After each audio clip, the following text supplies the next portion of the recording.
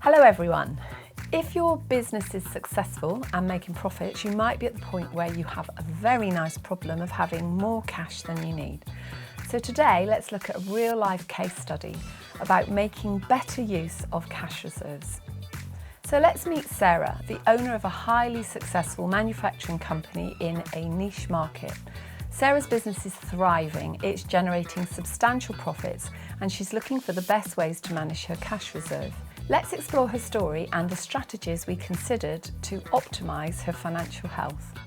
So Sarah's company has been growing rapidly and she's been very smart with her finances already. She's maximised her own company pension contributions and those of a partner who works in the business as well.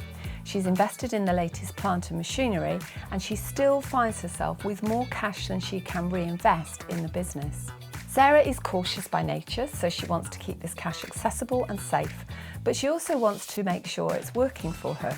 Sarah's primary goal is to ensure that her cash reserves remain easily accessible for any future opportunities or emergencies, whilst also earning a higher return than a typical savings account. So Sarah told me that she'd already spoken to her bank about any savings accounts she could use, but the so-called high-yield savings accounts, whilst offering immediate access, are paying less than 2% gross interest per annum. So here are a couple of alternative strategies we explored with Sarah. First, we looked at short-term bonds or bond funds. These investments offer higher returns while maintaining a relatively low level of risk and good liquidity. For example, over the last 12 months, companies such as BlackRock and Fidelity have reported returns of 3% in their short-term bond funds. However, there is a capital risk associated with these investments, particularly if interest rates rise or the issuers of the bonds within the funds experience difficulty. There is also market risk, which can reduce the value of the fund.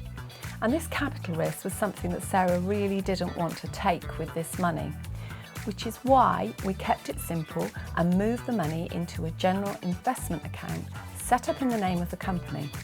We use the same platform as Sarah's pension and ISA, meaning both she and the company benefit from a lower platform charge because of the tiering.